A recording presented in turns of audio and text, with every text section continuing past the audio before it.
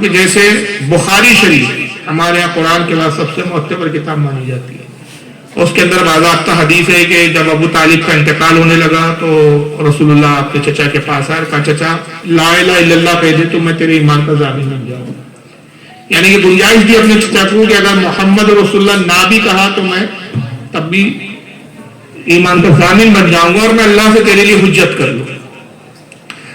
تو ابو جہل، عتبہ، شیبہ وغیرہ کچھ مشرکین عیادت کے لیے آئے ہوئے تھے ابو طالب کے۔ جب حضور نے کہا تو ابو جہل نے مداخلت کی اور ابو طالب سے کہا کہ ابو طالب کیا اپنے باپ داداؤں کے مذہب کو اور دین کو چھوڑ دو گے؟ تو ابو طالب نے کہا کہ بھتیجے اگر مجھے یہ اندیشہ نہ ہوتا کہ موت کے بعد اہل عرب یہ الزام لگائیں گے اور یہ مجھ پر عیب ظاہر کریں گے کہ موت کی سختی نے ابو طالب کو دین بدلنے پر مجبور کر دیا، تو میں تیرا جی ٹھنڈا کر دیتا، میں اپنے باپ داداؤں کی مدد کروں۔ اور اس وقت ان کا انتقال ہو گیا۔ مجھے کوئی حق نہیں ہے، میری تو اجازت دیں گے تو پوچھیں۔ آپ پوچھیں۔ کہ ہمارے پیارے آقا میٹھے محمد صلی اللہ علیہ وسلم کے جو چچا تھے جی، تو کچھ لوگوں کا کہنا ہے کہ مطلب وہ کلمہ پڑھنے سے پہلے ہی دنیا سے رخصت کی۔ اب ابو طالب کے بارے میں بات جی جی، اور مگر آپ صلی اللہ علیہ وسلم کا بچپنا ان کے ساتھ گزرا اور اسلام کی بہت خدمت بھی کی ہے، تو ان کے بارے میں مطلب ہم کیا کیسی سوچ رکھیں؟ دیکھیے اس بارے میں جذبات سے کام نہیں چلتا۔ ایمان اور کفر دونوں ایسی چیزیں ہیں کہ تھوڑا سا پہلے تمہید کو سمجھے تو مسئلہ آپ کے سمجھ میں اچھی طریقے سے آئے گا۔ کفر اور ایمان دونوں کے لیے دلیل قطعی چاہیے۔ ظن اور قیاس کی بنیاد پر نہ کسی کا ایمان ثابت ہوتا ہے اور ظن اور قیاس کی بنیاد پہ نہ کسی کو کافر ڈکلیئر کیا جا سکتا ہے۔ کفر کے بارے میں بھی یہ حکم ہے کہ جب تک کسی کا کفر آفتاب سے زیادہ روشن نہ اس کو کافر نہیں کہہ سکتے۔ ایمان کے بارے میں بھی یہ ہے کہ جب تک اس کا ایمان آفتاب سے زیادہ روشن اور واضح نہ ہو اس کو مومن نہیں کہا جا سکتا۔ اس تعلق سے ابو طالب کے کفر اور ایمان کو لے کر علماء میں بظاہر اختلاف ہے، لیکن جمہور کہتے ہیں میجورٹی، بڑی تعداد اور کثیر تعداد کا یہ موقف ہے کہ ابو طالب ایمان نہیں لائے، اور ان کے کفر پر جو دلائل ہیں وہ بہت مضبوط ہے۔ قرآن سے بھی ان کے کفر کے تعلق سے کچھ آیتیں آئی ہیں، اور ہمارے یہاں حدیث کی جو معتبر کتابیں ہوتی ہیں، جو سب سے اعلیٰ درجے کی کتابیں جیسے بخاری، مسلم، ترمذی، ابو داؤد، نسائی، ابن ماجہ، مسند احمد، مصنف ابن ابی شیبہ، مصنف ابن عبد الرزاق اور طبرانی المعجم الکبیر، المعجم الاوسط، شعب الایمان، ایسی کئی کتابیں ہیں جو مستند حدیث کی کتابیں مانی جاتی ہیں۔ ان تمام کتابوں میں رسول اللہ سے اور حضرت علی سے یہ حدیثیں آئی ہے کہ ابو طالب ایمان نہیں لائے۔ اب جو ان کے ایمان کے قائل ہیں وہ کچھ واقعات کی بنیاد پر، قیاس کی بنیاد پر، ظن کی بنیاد پر، نقاط کی بنیاد پر کہ ایسا ہے تو ایسا، اس سے ایمان ثابت کرتے ہیں، لیکن یاد رکھیے کہ میں نے کہا ظن اور قیاس کے ایمان ثابت نہیں ہوتا، بلکہ ایک اصول ہے محدثین کے نزدیک کہ روایت کے مقابلے میں حکایت قابل قبول نہیں۔ اب روایت اور حکایت کا فرق کیا ہوتا ہے اس کو سمجھ لیجیے۔ جیسے کہ روایت اسے کہتے جو رسول اللہ سے آئی، حدیث میں آیا، جیسے حدیث میں آیا، روایت میں آیا کہ کھڑے ہو کر پانی نہیں پینا چاہیے۔ ایک مثال دے رہا ہوں سمجھانے کے لیے، اللہ کے نبی نے فرمایا کھڑے ہو کر پانی نہ پینا، یہ ہے روایت۔ ایک صاحب کہے ہمارے پیروں مرشد کھڑے ہو کر پانی پیتے تھے، یہ ہے حکایت۔ اب آپ خود بتائیے کہ کون سا حجت بنے گا، رسول اللہ کی حدیث بنے گی کہ پیر صاحب کا عمل بنے گا؟ رسول اللہ کی حدیث۔ ابو طالب کے کفر پر رسول اللہ کی فرامیل ہے، اور ایمان کی جو دلیل بیان کی جن علماء نے، انہوں نے واقعات کی بنیاد پر ایمان ثابت کرنے کی کوشش کی، اور ان کے دلائل انتہائی کمزور ہیں۔ اب اتنا وقت نہیں کہ اس میں تفصیلی گفتگو کروں، بس دو چار باتیں میں مختصر عرض کر دیتا ہوں کہ جیسے بخاری شریف ہمارے یہاں قرآن کے بعد سب سے معتبر کتاب مانی جاتی ہے، اس کے اندر باضابطہ حدیث ہے کہ جب ابو طالب کا انتقال ہونے لگا تو رسول اللہ آپ کے چچا کے پاس آئے، کہا چچا لا الہ الا اللہ کہہ دے تو میں تیرے ایمان کا ضامن بن جاؤں، یعنی کہ گنجائش دی اپنے چچا کو کہ اگر محمد رسول اللہ نہ بھی کہا تو میں تب بھی ایمان کا ضامن بن جاؤں گا اور میں اللہ سے تیرے لیے حجت کر لوں۔ تو ابو جہل، عتبہ، شیبہ وغیرہ کچھ مشرکین عیادت کے لیے آئے ہوئے تھے ابو طالب کے۔ جب حضور نے کہا تو ابو جہل نے مداخلت کی اور ابو طالب سے کہا کہ ابو طالب کیا اپنے باپ داداؤں کے مذہب کو اور دین کو چھوڑ دوں گے؟ تو ابو طالب نے کہا کہ بھتیجے اگر مجھے یہ اندیشہ نہ ہوتا کہ موت کے بعد اہل عرب یہ الزام لگائیں گے اور یہ مجھ پر عیب ظاہر کریں گے کہ موت کی سختی نے ابو طالب کو دین بدلنے پر مجبور کر دیا، تو میں تیرا جی ٹھنڈا کر دیتا، میں اپنے باپ داداؤں کے مذہب پر۔ اور اس وقت ان کا انتقال ہو گیا۔ پتہ چلا کہ وہ آخری وقت میں انہوں نے کلمہ نہیں پڑھا۔ اب اسی بخاری اور مسلم میں بھی حدیث ہے، بخاری میں بھی، اور دوسری ہے کہ حضرت عباس حضور کے چچا ہے وہ ایمان لائے، فتح بدر کے وقت انہوں نے اپنے ایمان کا اظہار کیا، غزوہ بدر میں 2 ہجری میں مدینے میں آ کے مقیم ہو گئے۔ ایک موقع پر رسول اللہ سے پوچھتے ہیں، یہ بھی حدیث بخاری مسلم میں، کہتے ہیں یا رسول اللہ آپ کا چچا ابو طالب آپ کے لیے دشمنوں سے لڑتا تھا، آپ کو دشمنوں سے دور کرتا تھا، آپ کی نصرت کی، آپ نے موت کے بعد اس کو کیا فائدہ پہنچایا؟ تو حضور نے فرمایا کہ میں نے اپنے چچا کو گردن تک آگ میں ڈوبا ہوا پایا، تو میں نے اس کو یہ مدد کی، یہ میں نے اس کو فائدہ پہنچایا کہ اللہ سے میں نے اس کے لیے سفارش کی، اللہ نے مجھے اجازت دی، تو میں نے گردن تک جو آگ میں ڈوبا تھا کھینچ کر ٹخنوں تک کی آگ میں۔ ابو طالب میرے چچا کو آگ کے جوتے پہنائے گئے ہیں، اور اس آگ کے جوتوں کی وجہ سے ان کا دماغ ایسے پک رہا ہے جیسے کھچڑی پکتی ہے دیگچے میں، اور یہ جہنم کا سب سے کمتر عذاب ہے، لیکن میرے چچا یہ گمان کرتا ہے ابو طالب کے سب سے زیادہ عذاب اسی پر ہے۔ یہ بخاری اور مسلم کی حدیث ہے۔ مجھے صرف ایک چھوٹی سی بات بتائیے، اگر ابو طالب ایمان لائے ہوتے تو حضرت عباس سوال ہی کیوں کرتے؟ چلو سوال کر لیا تو حضور نے کہا میں نے گردن تک میں آگ میں ڈوبا ہوا پایا، تو حضرت عباس فوراً اعتراض کرنا چاہیے تھا، یا رسول اللہ وہ تو مسلمان مرے، کلمہ پڑھ کے مرے، مومن مرے، جہنم میں کیسے؟ اب اس کے بعد جو کچھ لوگ جو دلائل لاتے ہیں، دلیلیں لاتے ہیں، تو کس طرح کی لاتے ہیں؟ حضور کو ابو طالب نے پالا، تو کیا ایک نبی ایک کافر کے گھر پلیں گا؟ یہ قیاس ہے، دلیل ہے، روایت نہیں۔ کیا اس سے پہلے ایسا نہیں ہوا؟ حضرت ابراہیم کو کس نے پالا؟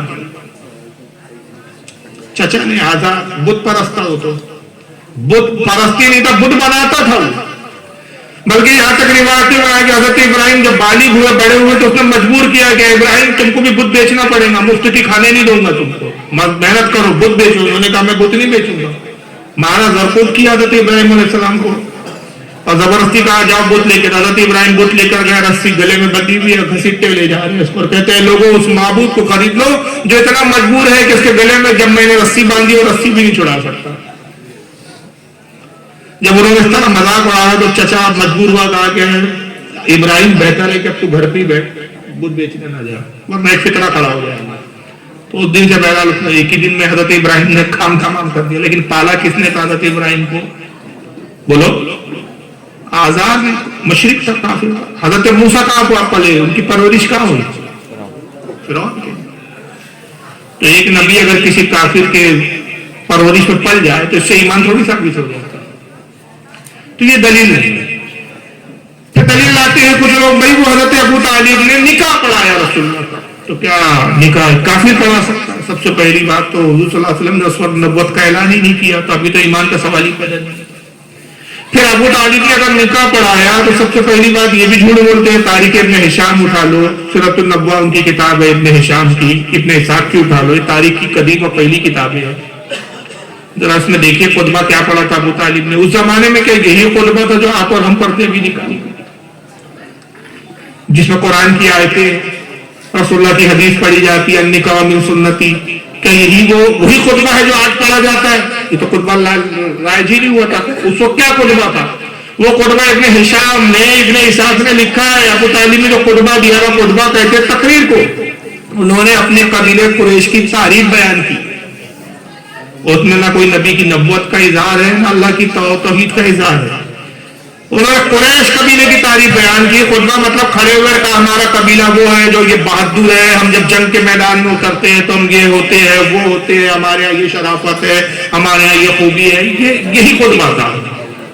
اور حضرت خدیجہ کی طرف سے ایک شخص، ان کا نام ابھی ذہن میں نہیں، انہوں نے بھی اپنے قبیلے کی تعریف بیان کی، اور یہ خطبہ تھا، یہ خطبہ تھوڑی تھا۔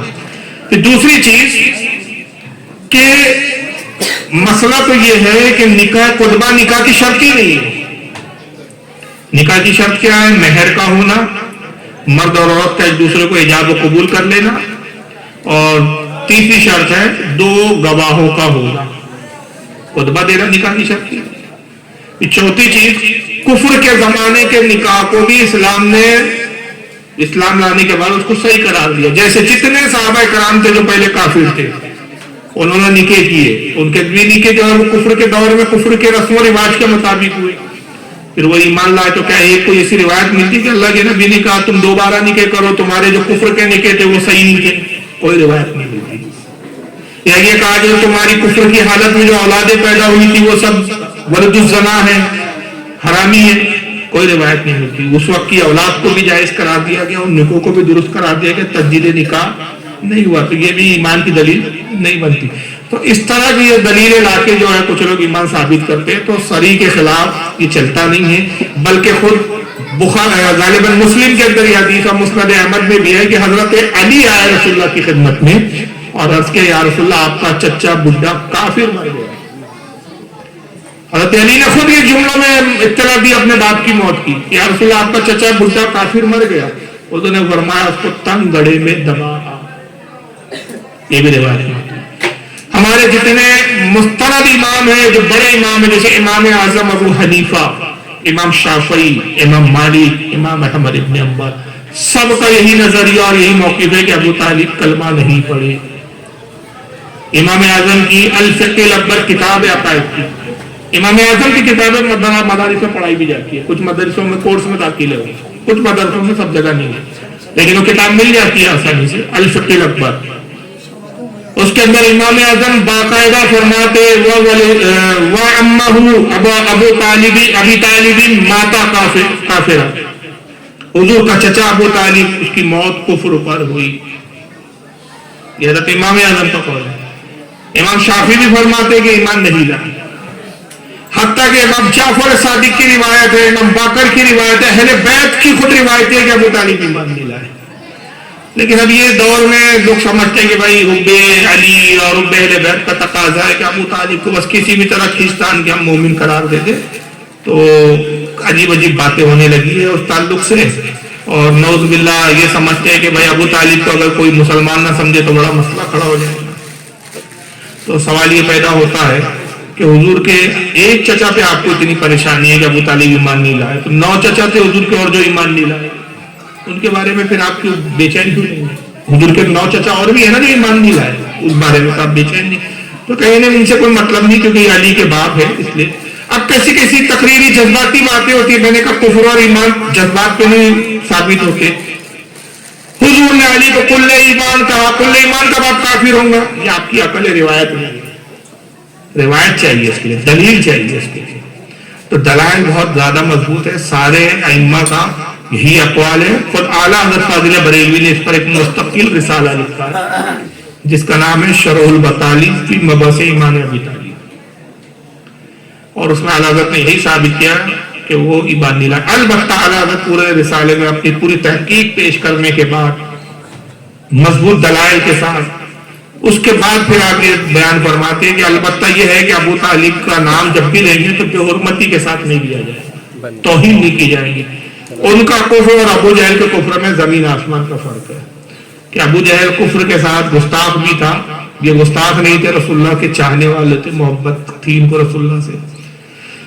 یہ سب تحقیق کے بعد بھی میں آخری میں ایک بات کہتا ہوں کہ اگر کوئی بالفرض ابو طالب کو مسلمان سمجھتا ہے تو اس کے بارے میں بھی ہمارے یہاں علماء کوئی حکم نہیں لگاتے۔